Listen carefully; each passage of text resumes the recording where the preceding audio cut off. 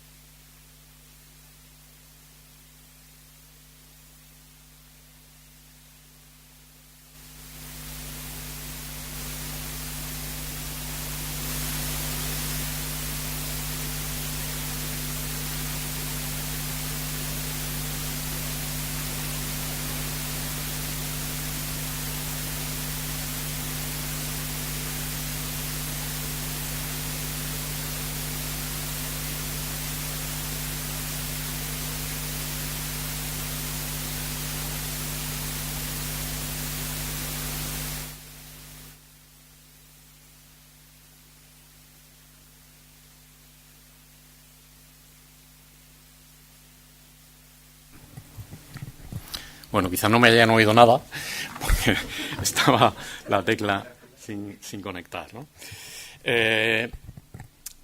Si hay un campo de una parcela de la producción impresa antigua en la que se puede advertir con cierta intensidad ese síndrome de Tritemius al que se ha referido el profesor Sánchez Molero, es quizá el mundo de los textos clásicos. Precisamente porque su peculiaridad con respecto al resto de la producción que se genera es que procede de una larga tradición, de un legado, ante el cual, lógicamente, cada momento, cada época, tiene que tomar sus decisiones a la hora de afrontarlo. Y no fue extraño encontrar posiciones de rechazo muy frontal a lo que significaba la implantación de la imprenta, sobre todo en su primera fase, en el caso de muchas de las ediciones que vamos a comentar. Nosotros venimos trabajando desde hace unos años en la pequeña construcción de una biblioteca de ediciones de clásicos latinos en el Renacimiento español, cuya primera fase se encuentra disponible ya para todos ustedes a través del Corpus de Incunables de Clásicos Latinos, nuestra base de datos, de datos relacional, que intenta precisamente ir incorporando progresivamente toda la información, tanto filológica como desde el punto de vista, en este caso de la incunabulística, para enriquecer precisamente el patrimonio del que nos estamos ocupando. El punto de partida de... A ver.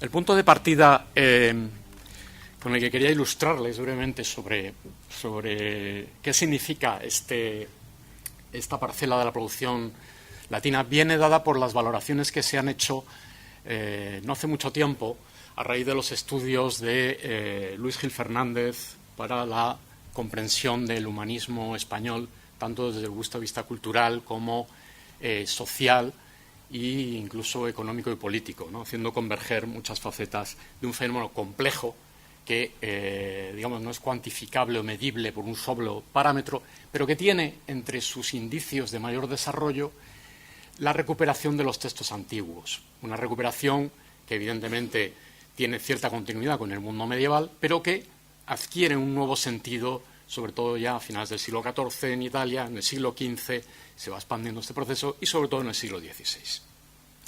Pues bien, la manera de enfocar o de valorar lo que significa esta producción en el caso español puede sintetizarse con esas palabras de Gil Fernández en un trabajo suyo de 2005, después de una larga trayectoria en esta clase de estudios, ¿no?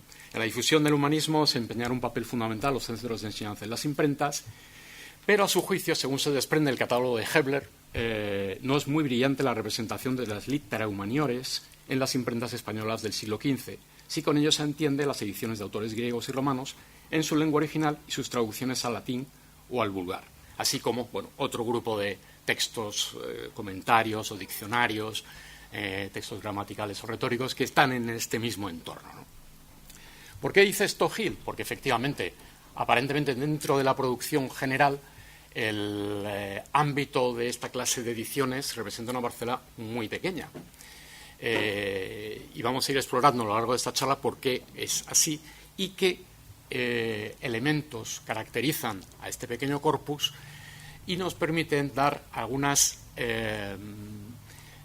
pinceladas de cómo representan en algunos aspectos una visión nueva o relativamente nueva de lo que va a llevar a ser el humanismo, ¿no? Un buen contrapunto con esta opinión de Luis Gil venía dada por los estudios de Theodor Berzley, bien conocidos en los años 70, sobre las traducciones latinas que se llevan a cabo en España, y donde subrayan ese pasaje pues esa especie de pequeña paradoja. Hay un público deseoso de acceder a la literatura clásica y, sin embargo, en paralelo, pues hay una escasa dotación de eruditos, de humanistas implicados en la traducción del griego al latín al español. Y un poco las cosas van por aquí. Tenemos una producción muy pequeña, como vamos a tener ocasión de ver, o quizá no tan pequeña, en el siglo XV, y sin embargo muchos indicios globales de que sí que se están despertando hacia los estudios, hacia los studia humanitates y en concreto hacia la recuperación y relectura de los textos antiguos, un mayor desarrollo en el caso español. Eso se puede ver en las bibliotecas de muchos de los cortesanos o en las bibliotecas que se van construyendo en torno a los centros educativos y universidades de la segunda mitad del siglo XV, en fin, de los humanistas que van desarrollando su trabajo en esa época y cómo, efectivamente, lo que está dotando o alimentando materialmente esas lecturas viene dado sobre todo por el influjo de las importaciones de textos mayoritariamente italianos. Claro, esto da pie a que el margen de maniobra para los potenciales impresores hispanos o asentados en España, mejor dicho, fuera muy pequeño, porque la competencia era muy notable. Y, sin embargo, a pesar de ese fenómeno, nos vamos a encontrar con que aparecen una serie de ediciones que, tanto cuantitativa como cualitativamente, pues reflejan elementos muy interesantes que requieren, a nuestro modo de ver, de un trabajo compartido, diría yo, entre documentalistas, incunabulistas y filólogos y intérpretes y analistas de los textos para poder sacar, digamos, fruto al significado de estas producciones. Nosotros estamos trabajando con precisamente este corpus de ediciones que se imprimen en España en la segunda mitad del siglo XV. Y fíjense, para que se hagan una idea y puedan contextualizar lo que significa globalmente esta producción, tenemos 32 ediciones latinas de las que se conservan, que tengamos de momento documentadas 99, es decir, una proporción de 3:1, digamos, más o menos. En muchos casos es 1 y en otros casos son algunos más, pero en general, digamos, el nivel de conservación de fondos es realmente muy pequeño, lo cual incrementa notablemente el valor de estas producciones. Frente a las traducciones castellanas, de las cuales tenemos 20 ediciones, en una proporción con sus ejemplares aproximadamente de 8:1. Es decir, las traducciones se han conservado mucho mejor. Es decir, han entrado en bibliotecas, se han manejado, han circulado de otra manera, hay otros circuitos y, bueno, eso ha podido repercutir en que se conserven, mientras que esas primitivas ediciones de textos latinos, pues prácticamente son un fósil del que nos han quedado pequeñas muestras. Lo mismo diría de las traducciones al catalán, que tenemos, catalán valenciano, que tenemos 2 ediciones y un volumen altísimo de ejemplares conservados en general en la Corona de Aragón, también en otros lugares, pero muy notablemente en puntos de Barcelona, Valencia o Zaragoza, y que, bueno, pues nos permiten dibujar un panorama de 54 ediciones y 296 ejemplares. Pero fíjense, esos ejemplares tienen un grado de dispersión enorme. Nuestro trabajo habría sido mucho más simple si hubiéramos podido basarnos, pues, evidentemente, en el trabajo de Hepler, maravilloso, y que nos proporcionaba una base sobre el patrimonio conservado en España, pero se da la circunstancia de que, como tiene ocasión ahí de comprobar, las bibliotecas que albergan ejemplares de este corpus son mayoritariamente europeas y en muy buena medida también americanas, sobre todo norteamericanas, ¿no? Tenemos 45 bibliotecas españolas, 50 europeas, y el volumen de ejemplares, como ven, también se decanta a favor de estas. De manera que esto obliga, para conocer nuestro patrimonio, a tener que hacer un esfuerzo añadido, por decirlo así, para poder analizar elementos patrimoniales que hoy en día están depositados en bibliotecas de todo el mundo, ¿no? Quizá un área donde la globalización es muy notable es en todo este mundo de los manuscritos y ediciones antiguas, donde evidentemente el flujo ha sido realmente considerable. Piensen que la valiosísima edición de Salustio que se hace en Sevilla se conservan 2 ejemplares, una en la Biblioteca Nacional de Portugal y otro en la Huntington Library de California, por ejemplo, ¿no? O los restos que conservamos de la edición marcial de Juan de Burgos se conservan en un ejemplar que ahora mismo está depositado en Égora. Bueno, esta situación obliga a, digamos, ampliar miras en este sentido, precisamente para poder hacernos o radiografiar con más conocimiento de causa cuál es la situación real de este corpus. Muy rápidamente, para que se hagan una idea de qué clase de textos estamos hablando. Estamos hablando básicamente de 2 clases de textos. Una, la que representa tradiciones que vienen de la antigüedad, en muchos casos difuminadas o transformadas, y que han dado lugar a corpus doctrinales muy manejados en muchos casos desde la antigüedad tardía, la Edad Media, y que llegan a esta época en plenitud.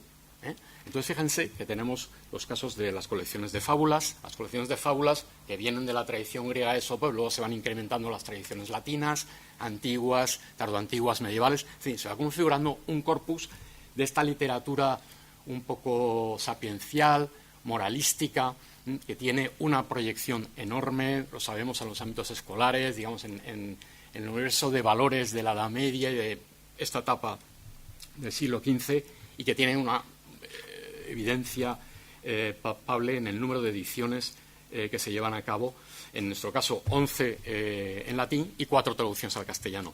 Algo parecido pasa con ese otro corpus spureo de los Dística Catonis. Tenemos hasta 10 ediciones en latín, 2 traducciones al castellano, y esa colección de proverbios del pseudo Séneca, enormemente famosa, y que tiene como fruto un amplio volumen también de traducciones al castellano. A su lado tienen un grupo de textos clásicos que se editan, en el que priman sobre todo esas colecciones, no nos vamos a detener, pero que responde sobre todo a los intereses, por una parte, del humanismo temprano que ya se divisa en España en la primera mitad del siglo XV, todo lo que viene, por una parte, del ámbito de Alfonso el Magnánimo y de la Corona de Aragón, y todo lo que viene, por otra parte, de la corte de Juan II, que tiene puntos, como saben, de convergencia, y donde empieza a mostrarse un interés muy notable por la lectura o traducción incluso de esta clase de textos.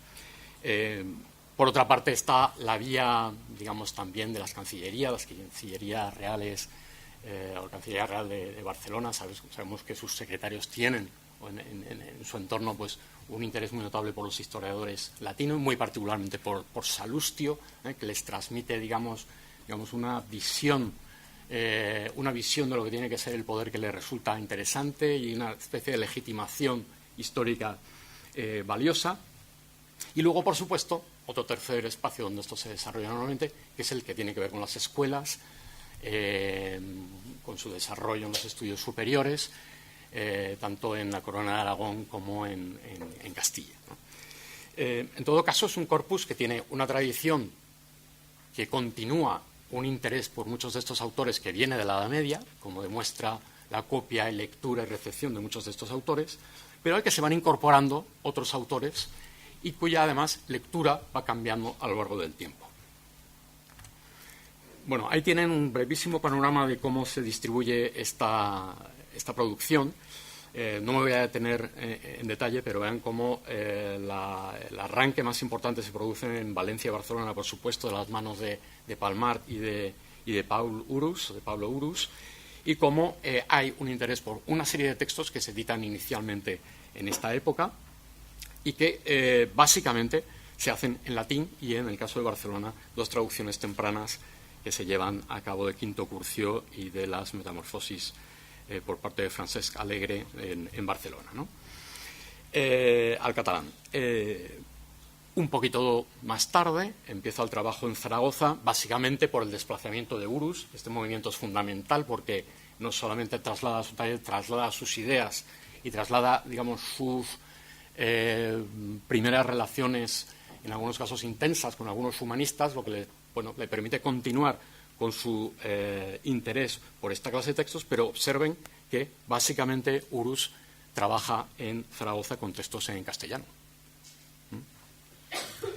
Y además con textos muy relacionados con esta literatura sapiencial a la que me he referido antes, ¿no? Las fábulas, los proverbios, los dística, en fin.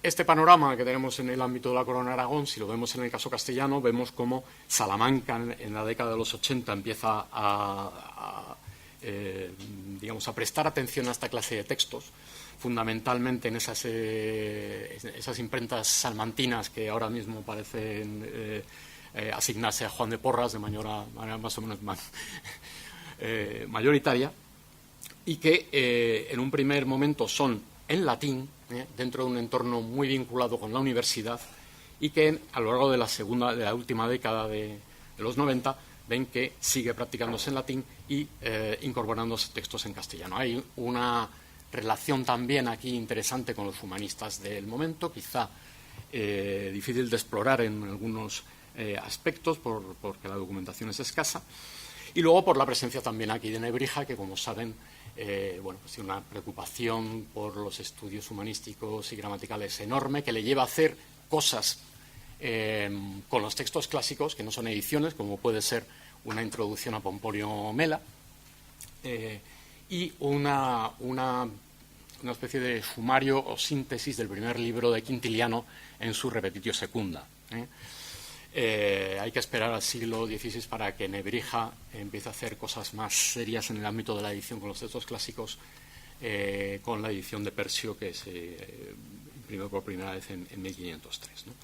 Bueno, luego tienen el caso de Zamora, muy interesante porque es la primera edición de los Proverbios de Séneca en castellano, y luego otros dos centros fundamentales como son Burgos, donde Juan de Burgos, Friedrich Biel, pues cultivan también entre sus intereses y entre la demanda a la que pueden satisfacer algunos textos latinos, algunos muy sorprendentes desde nuestro punto de vista, como puedan ser esos textos del Bellum Gallicum de César o de las Bucólicas de Virgilio, de 1498.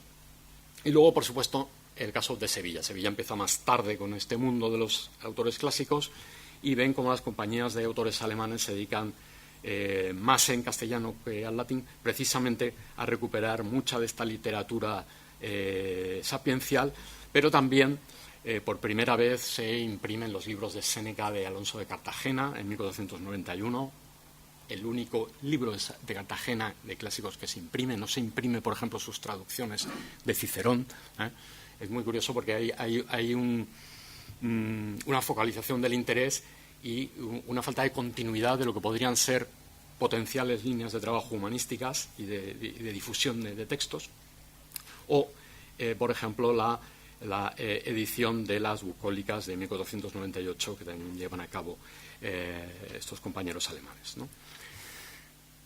Y, por último, unos centros que se desarrollan en la última década, donde tenemos Toledo, particularmente a partir de Pedro Hagenbach, tiene una actividad muy interesante y donde hay también un trabajo sobre los textos que tiene repercusión en el resultado impreso final, que es digno de interés. Y luego ediciones muy puntuales, como es la traducción castellana de las fábulas impresa en Toulouse y las fábulas de Enrique Botel en Lleida, o la primera edición de Brocard en este plano con los Dística Catonis de Pamplona, ¿no? Y, por supuesto, el caso de Valladolid con esa traducción de Juan de Burgos. Como ven, es un panorama tremendamente localizado y que podemos ver que tiene una presencia inicialmente más potente en el caso de la corona, de los centros de la Corona de Aragón, no tanto por la Corona de Aragón, sino sobre todo porque hay algunos impresores que, digamos, conectan con los intereses de su entorno, como puede ser Pablo Urus o Lambert Palmart, que permiten la aparición de esas primeras ediciones, para que luego vemos cómo hay un desplazamiento hacia el ámbito salmantino, burgalés, sevillano, en fin. Voy a comentarles brevemente lo que significa el analizar esta clase de documentación teniendo en cuenta la naturaleza de los textos, porque podríamos decir, bueno, las fábulas es una tradición medieval, ¿no? Esto tiene poco de humanista. Pues fíjense, resulta que el primer compendio de fábulas que se imprime en España en torno a 1474, hay incunabulistas que adelantan esta fecha, corresponde a una edición que hace Lambert Palmart en Valencia de la traducción de Lorenzo Valla. Lorenzo Valla hace, en la década de los 30, en 1433, es decir, está trabajando en la corte de Alfonso el Magnánimo en Nápoles y recibe el encargo de hacer una traducción de las fábulas. No es una traducción normal, es una traducción con un guiño y un planteamiento humanístico muy fuerte, un latín mucho más refinado, y que, en fin, se aparta sensiblemente de las diversas tradiciones fabulísticas anteriores. Bueno, pues la primera edición impresa que se lleva a cabo de la traducción de Lorenzo Valla de las fábulas es esta edición que se hace en Valencia en torno a 1474. Después vendrán unas cuantas ediciones en Italia, pero en España tenemos hasta 7 ediciones, bueno, 6 documentadas y 7 de las que podemos reconstruir algunos datos, pero no hay ejemplares actualmente conservados, que siguen esta tradición. Por tanto, la lectura de las fábulas empieza, digamos, a humanizarse sensiblemente por esta vía de la imprenta, no solo por esa primera edición, sino por este enorme volumen de ediciones que además responde, digamos, a esas reacciones a la demanda que tienen los competidores entre sí. Se ha editado en Valencia, en Salamanca, bueno, tenemos dudas sobre la atribución de la tercera edición, en Lleida, en Valencia, en Salamanca finalmente. Es decir, es un texto que empieza a funcionar y que tiene un sesgo humanístico muy notable. Por tanto, hay unas fábulas que ya no son las fábulas medievales, ¿eh? Y estas fábulas tienen en la imprenta hispana, pues, digamos, un valor patrimonial por su antigüedad muy notable, pero un valor, digamos, desde el punto de vista humanístico también realmente interesante. Bien, pues al lado de esta versión de las fábulas corren en España diversas ediciones que responden a otra tradición, que es la del Anónimo Nevelletti, que es una tradición medieval hecha con una mentalidad muy escolar para aprenderse las fábulas en fórmula de dísticos elegíacos, para memorizarlos, para tal. Esto tiene una tradición impresa muy considerable y se imprime también en varias ediciones hispanas, como una tradición paralela a la que acabamos de comentar. Ahí podemos pensar, pues efectivamente, también estamos ante un retroceso, ante una continuidad de un mundo medieval que se hace aquí patente. Son ediciones en ese sentido poco indiciarias digamos, de cambio de mentalidad. Pero fíjense, una de ellas, casi al final de este periodo, la de Toledo, 1499, incluida dentro de eso que llamamos ese corpus también sapiencial, como son los libri minores, que incluye también las fábulas, los Distica Catonis y otro conjunto de textos que tenemos bien localizados de tradición cristiana, ¿no? En forma de pequeños catecismos, textos doctrinales. Vemos que esta edición que se lleva a cabo en Toledo la lleva a cabo un bachiller toledano que se llama Dionisio Sedeño y que, no contento con la tradición de ese texto que tiene, él intenta hacer su propia edición. Entonces, estamos ante el primer caso, uno de los primeros casos que tenemos en España, de un intento de hacer una praefatio para defender una propuesta del texto ante un texto que le resulta incómodo o al que tiene que someter a castigaciones. Por lo tanto, incluso en esa tradición de la versión en verso medieval de las fábulas, vemos que hay un intento de retocar el texto. Ya no están contentos los lectores con el texto que están recibiendo. Esto es muy interesante. Ahí tienen la serie de ediciones que tenemos en Burgos, Toledo, Pamplona y también la que digamos, se postula, sin que tengamos ejemplares de Valencia, y que, por tanto, supone que en la lectura del texto latino están conviviendo dos tradiciones totalmente distintas, como ven, del mismo texto. Pero si nos vamos a las versiones en castellano, claro, el texto era muy leído, tiene ya su público de lectores que no alcanzan al latín, y entonces fluyen las traducciones, las versiones en castellano. Aquí tienen un caso realmente singular, extraordinario, como es este único ejemplar conservado en el seminario de Pamplona, de la versión que hace Pablo Urus y Juan Plan en 1482, de esta traducción anónima castellana de las fábulas, ¿no?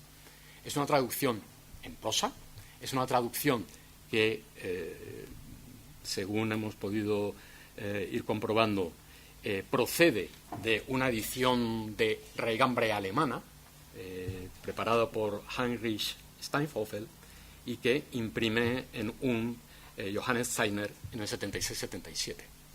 Es una tradición que de alguna manera tiene una tradición, digamos, parahumanística, no es un texto humanístico, y entonces resulta que las fábulas que se están leyendo en España en castellano en esta época son precisamente medievalizantes. Entonces, fíjense que tenemos hasta 3 tradiciones distintas para ver cómo se leen las fábulas en España. Una que apunta hacia una nueva manera de enfrentarse a los textos, otra muy medievalizante en latín y otra más medievalizante, si cabe, en castellano. Bueno, son bien conocidas las ediciones y han sido ampliamente estudiadas. También es un corpus muy interesante, incorpora esas silografías, esas imágenes, todo ese todo ese elemento complementario, ¿no?, ilustrativo para atraer y para lanzar el mensaje subyacente a estas fábulas, y que las hacen también tremendamente interesantes. Pero que vean que bajo este rótulo de fábulas, pues resulta que tenemos distintas manifestaciones con distinto peso que conviven en una misma época en nuestro ámbito, ¿no? Algo parecido se podría decir de los proverbios de Séneca, pero en otro sentido. Fíjense la traducción que le encarga Juan II de Castilla a Pedro Díaz de Toledo para ilustrar a su hijo Enrique IV, que Díaz de Toledo lleva a cabo en la década de los 30 aproximadamente, 30-40, se recupera en la imprenta, como esta clase de textos que tienen este componente también moralístico importante, y además con ese resabio de una falsa atribución clásica, ¿no?, que le da como un marchamo, un prurito más legítimo, y vean cómo se desenvuelven las primeras ediciones, desde la primera sorprendente de Zamora, de Centenera, 1482, y las ediciones que llevan a cabo Urus, los compañeros alemanes en Sevilla, Hagenbach en Toledo y nuevamente en Sevilla en 1500. Son textos, lógicamente, que entran en un círculo de demanda muy notable, que por lo tanto adquieren digamos un interés editorial por parte de estos primeros impresores muy notable. Pues bien, estas ediciones no son iguales. Las ediciones se van cambiando. Una cosa que nos trastorna mucho a los filólogos es que esos múltiples ejemplares que tienen, que alumbra la imprenta, como ha comentado el profesor Sánchez Molero, pues muchas veces no son iguales y cambian y varían. Y luego de una edición a otra, aunque podamos establecer genealogías, se producen modificaciones. Esto es una actitud muy típica de este primer humanismo que se desarrolla o cobra una mayor dimensión en el siglo XVI y que se basa en una enmendatio constante del texto. El texto no hay una conciencia histórica de que tengamos que respetarlo, sino que de alguna manera se puede intervenir. Nada impide que intervengamos. Estas ediciones no llevan ninguna clase de control externo, no nos consta que existiera. Y por lo tanto, hay un trabajo muchas veces que lleva a modificar o alterar el texto. Fíjense, la edición de Toledo de Hagenbach de 1500, un poquito anterior a la de Sevilla, por una semana, parece que había demanda y estaban ahí encima, ¿no? Bien, pues esa primera edición que se hace en Toledo, resulta que, como muchas veces ocurre en esta tradición, son tradiciones, digamos, que se encadenan. O sea, depende unas ediciones de otras. Esa edición de Toledo depende de la de Sevilla en 1495, directamente, ¿no? Pero introduce sobre ella diversas modificaciones. La altera, la cambia, elimina deliberadamente parcelas de texto. Parcelas de texto, no tenemos tiempo de entretenernos, he subrayado aquí algunos ejemplos donde se eliminan determinados párrafos en cada una de las glosas de Pedro Díaz de Toledo, guardando la unidad del texto. Bueno, esto tiene muchos matices, hay ejemplos muy palpables a lo largo de toda la obra, entre esa edición de Toledo y la de Sevilla. Ahí, perdón, están invertidos los problemas de la transmisión. Toledo está a la derecha, no está a la izquierda.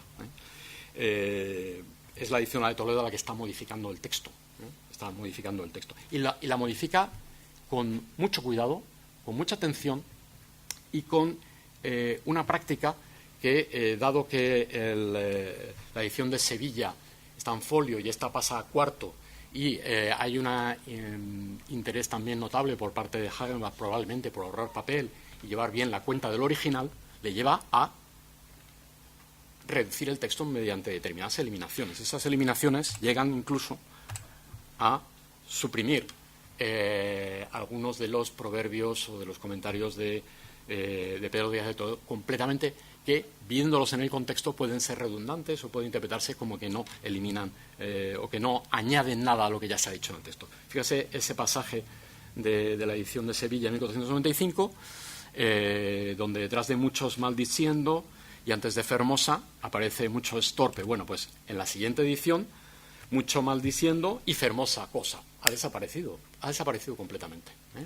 Entonces, estudiando, como ha hecho nuestro compañero Carlos Roldán, digamos, las peculiaridades de estas eliminaciones y la realidad material de esta edición, se ha podido comprobar cómo, ha habido un trabajo deliberado en esta imprenta por ajustar el texto a unas determinadas condiciones llevadas por las posibilidades de los pliegos de papel y por la cuenta del original, lo que se llama la cuenta del original a la hora de componer las planchas, ¿no? Es decir, es un trabajo muy minucioso.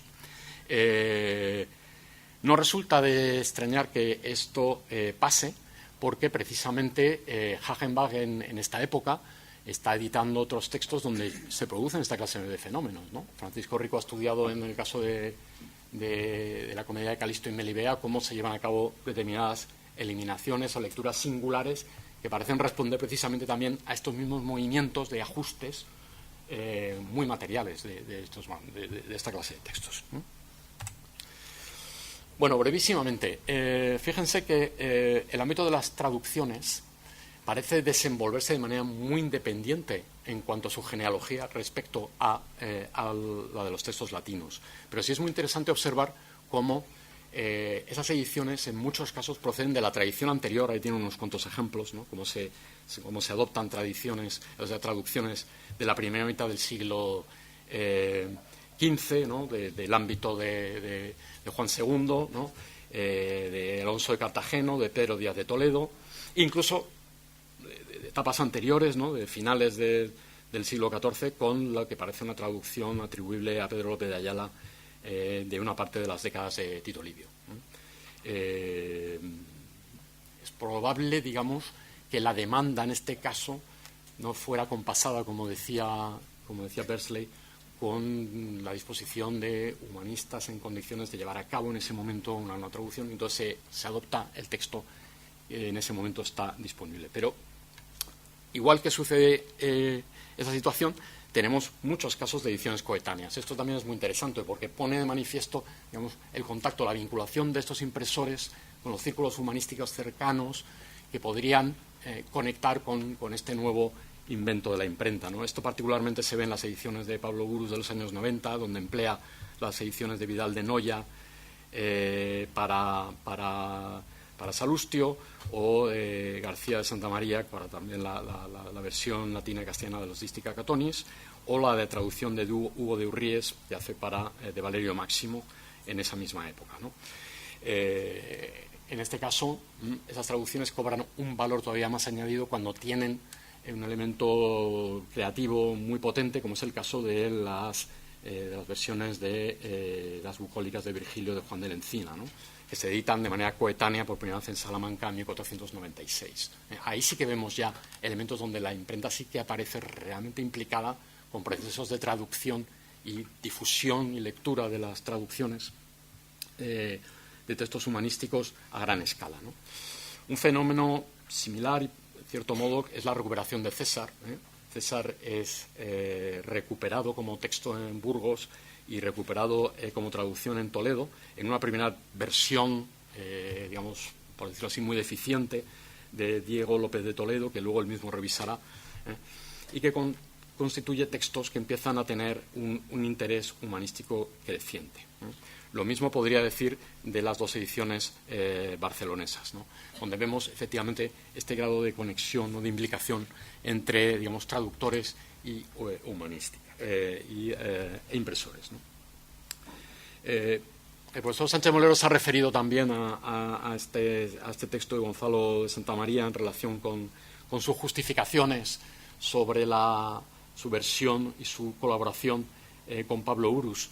Es uno de los pocos casos donde el humanista, bueno, hace esta especie de petición, ¿no?, de benevolencia, puedo decirlo así, para que no le machaquen mucho, porque es la primera vez que hace. Él es un prosista y hace una versión de coplillas aquí. En fin, bueno, él intenta justificar esta situación y al mismo tiempo muestra su recelo con la imprenta y ensalza la figura de Pablo Urús, que le ha insistido en llevar a cabo esta traducción, y cómo, bueno, le pone al final, intenta elevarle y decir que si tuviera aquí un papel como el que hay en Venecia, pues, en fin, otro gallo cantaría con las ediciones españolas, ¿no? Es decir, él es muy consciente de que estas ediciones pues tienen un valor muy limitado. En todo caso, se lleva a cabo y es, digamos, el primer caso de impreso bilingüe clásico del que disponemos. Una fecha muy temprana, con además un juego tipográfico pues realmente interesante y que evidentemente se usó, se glosó para lecciones, en lecturas escolares y que, bueno, pues del cual dan pie a algunos comentarios de lectores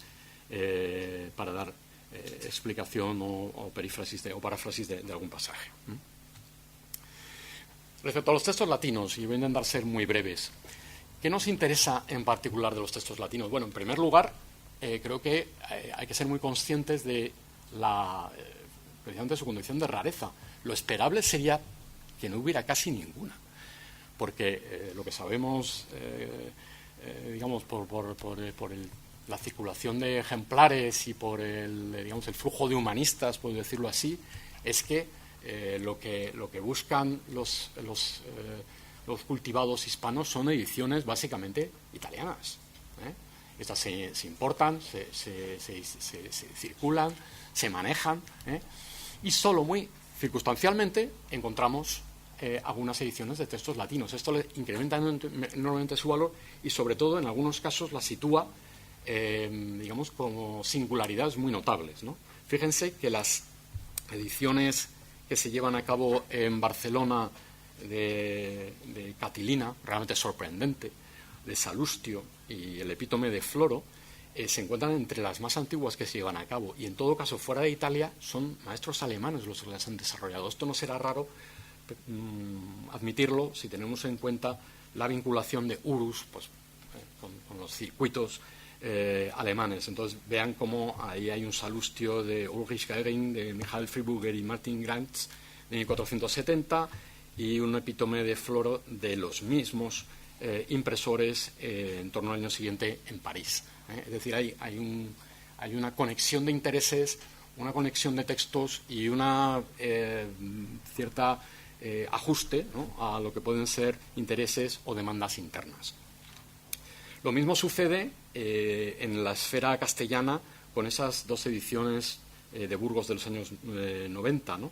La edición parcial que hace Juan de Burgos de los epigramas de Marcial, realmente sorprendente, es la única que se hace fuera de Italia, salvo la que lleva a cabo en Leipzig Moritz Brandis en 1488, con la que no tiene ninguna conexión.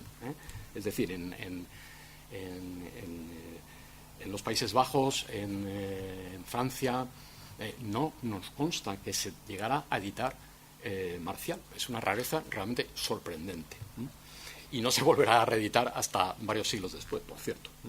Lo mismo cabe decir de la edición de César del Bellum Gallicum, una rareza notabilísima fuera del ámbito italiano, donde tiene un éxito enorme y donde únicamente existe una otra edición con la que no tiene ningún contacto la nuestra, que se sitúa en el ámbito de Estrasburgo. Hay varias digamos, discusiones al respecto, pero en un ámbito germánico muy aislado, con una tradición textual totalmente distinta. Es decir, son textos que son realmente raros, se conservan en muchos casos con muy pocos ejemplares. Los epigramas de Marcial solo en la edición de Évora, el Bellum Gallicum de César en 3 ejemplares, 2 aquí en Madrid y otro en la British Library. Y bueno, tenemos un patrimonio que yo creo que como documentalistas tenemos que ser conscientes del valor contextual que tiene, viendo un poco todo este panorama. El otro aspecto que quería subrayar brevísimamente es el de la genealogía de estas ediciones. A nosotros, digamos, como filólogos, nos interesa mucho saber qué texto estaban leyendo en esta época. Digamos, la filología, y muy en particular la filología clásica, durante mucho tiempo ha dado la espalda a esta clase de textos por diversas circunstancias muy ligadas a los métodos de edición crítica usuales, pero bien es verdad que en los últimos años esta situación ha cambiado notabilísimamente, sobre todo en dos sentidos. Hoy en día valoramos enormemente los procesos de transmisión de texto y sobre todo en sus primeras fases impresa de los textos clásicos. Esto ha cambiado enormemente. Aquí tengo un libro muy reciente, bueno, no tan reciente, del 2004 de Howard Jones sobre Printing Classical Text, que da idea, por ejemplo, del panorama de lo que significa la tradición impresa antigua de los clásicos, porque nos está interesando mucho reconstruir el texto, porque muchas veces esas enmendaciones que hacen los impresores de la época, en ellas subyace mucha filología y mucha interpretación del texto, y nos interesan qué lecturas hacen. Muchas son malas, pero otras no lo son. Y en ese sentido, nuestro cambio, el cambio del paradigma, digamos, de visión de estos textos ha cambiado notablemente. Y también ha cambiado en otro sentido. Ha cambiado en el sentido de que ya no solo nos interesan los textos o, digamos, estos documentos como elementos de transmisión para reconstruir los textos originales, sino como, testimonio de cómo se lee el autor en la época, que enlaza también con los intereses que se han comentado aquí hace un rato. Nos interesa mucho saber cómo se lee, o sea, lo que se llama lecturas sincrónicas de alguna manera, ¿no? Y entonces es realmente interesante saber en qué sentido se están leyendo los textos. Pues bien, lo que encontramos estudiando las genealogías de estas ediciones es básicamente una dependencia que hace que el proceso, digamos, de mediación del proceso de imprenta con su original sea muy reducido. Lo que se hace básicamente es imitar un modelo y introducir sobre él pequeñas modificaciones. En algunos casos son ediciones, como he dicho, francesas. Es el caso de la primera edición de París 1470-71, que sirve de modelo a la edición de Barcelona. Hay una conexión interesante vía Urus. Y en cambio la edición de Valencia nos sitúa en la esfera veneciana. Venecia tiene un peso tremendo, es la que, intelectualmente y desde el punto de vista del negocio, pues tiene una mayor capacidad de difusión, y lo que encontramos son muchas ediciones que se basan de alguna manera en textos venecianos. Hemos de decir que en muchos de estos casos conservamos ejemplares, y muchos están en España. Lamentablemente, en algunos de ellos lo hemos podido comprobar, ninguno de ellos es el que sirvió, digamos, de original de imprenta para la edición correspondiente. Pero sí que tiene una difusión, y sí que, digamos, los argumentos filológicos son bastante concluyentes en la mayoría de los casos para sostener esa vinculación de estas ediciones hispanas con ediciones, sobre todo, italianas. Bueno, ahí tiene un pequeño resumen de algunos modelos de vinculación que parecen realmente claros, en general con el ámbito veneciano, y en algún caso, como es el de la extraña edición de las bucólicas de Virgilio, a la que me he referido al principio, conservada en 2 ejemplares fuera de España, pues a través de una edición parisina también muy tardía, ¿no? A la que llegaron estos compañeros alemanes, ¿no? ¿Qué se hace con estas ediciones? Bueno, pues fíjense, les voy a enseñar tres posibilidades. La primera es, digamos, reproducir el texto a plané renglón, es decir, adaptar la tipografía, pero seguir, digamos, el modelo textual del original y introducir, digamos, pequeños elementos de control que le permiten al impresor burgalés no perder comba. Y es que tenemos una secuencia en el corte de página y en el corte de plana clarísimo, con pequeñas divergencias que, sobre todo, y a la vista de lo que sucede también en otras ediciones, y empieza a suceder de manera generalizada, sobre todo después de la aparición de las primeras ediciones saldinas, intenta simular, o sea, parecer un texto distinto, introducir pequeñas modificaciones, pero en el fondo es el mismo texto. Es el mismo texto. Entonces, bueno, esto puede comprobarse en el seguimiento, digamos, de los errores separativos con toda claridad, y como un modelo sigue el otro, el texto veneciano todavía en redonda, el texto burgalés con la gótica característica de Juan de Burgos, siguiendo su modelo, introduciendo sobre él pequeñas modificaciones, muchas de ellas desafortunadas y en algunos casos atinando, ¿no? Por supuesto, estos son inestables. Lo que tenemos también son estados, modificaciones, variaciones de los pliegos para corregir variantes, tanto en este caso como, por ejemplo, en la edición de 1475 de Valencia de Salustio, donde también se ha podido comprobar este fenómeno.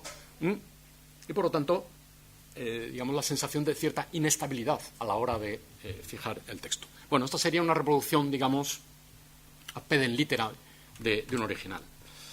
Fíjense otro ejemplo, ¿no? Esta es la edición que hace el mismo Juan de Burgos de esa colección de Marcial, de los epigramas, en 1490, conservada en Évora.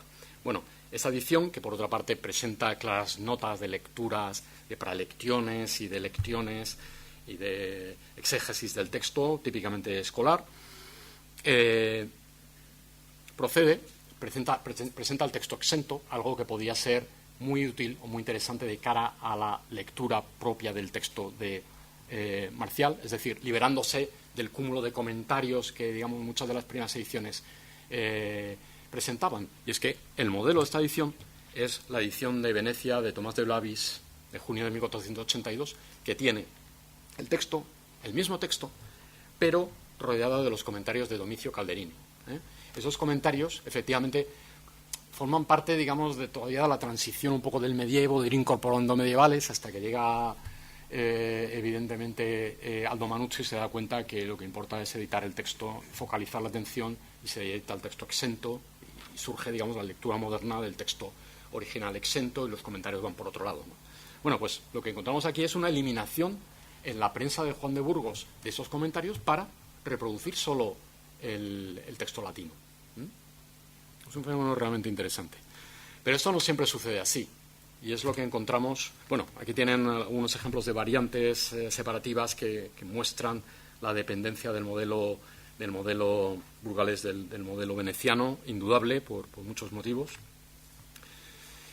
Fíjense, por ejemplo, en otro caso, la edición de Simón de Bevilacqua de 1495, con los comentarios de Donato y de Calfurnio, que rodean al texto, típicamente un poco de medievo tardío, que hereda esta imprenta, pues es como se edita el texto en Barcelona por parte de Rosenbach en 1498. También es una edición realmente curiosa, conservada únicamente en dos bibliotecas, en la Biblioteca Museo de Víctor Balaguer y en una biblioteca norteamericana. Solamente se conservan esos dos ejemplares. La edición sigue muy de cerca a su original, pero fíjense, el impresor y, digamos, sus posibles ayudantes o sus preparadores del texto ignoraban que el texto estaba en verso. Y entonces fíjense cómo el prólogo, esto es de la Andria, de la comedia, está inicialmente en verso, hasta que empieza propiamente la obra, ¿no? Simos en ex socia servus, la segunda parte. Bueno, pues en el texto original eso mantiene el verso original latino, mientras que en la versión que se hace en Barcelona en esta época se hace en prosa, se hace como si fuera prosa, y se rompe, digamos, la conciencia métrica de lo que significa la obra. Esto nos pone de manifiesto que el nivel de comprensión o de entendimiento del original era muy limitado, y que por lo tanto estamos lejos de que haya una incorporación de, digamos, de figuras, de mediadores, humanísticas, editoras, que permitieran, ¿no?, dar un giro a esta clase de ediciones, ¿no? En todo caso, es un texto realmente interesante, muy sorprendente en nuestro contexto y que, bueno, es quizá el testimonio más plausible que tenemos de un tipo de ediciones con esta conciencia medieval de incorporar el comentario.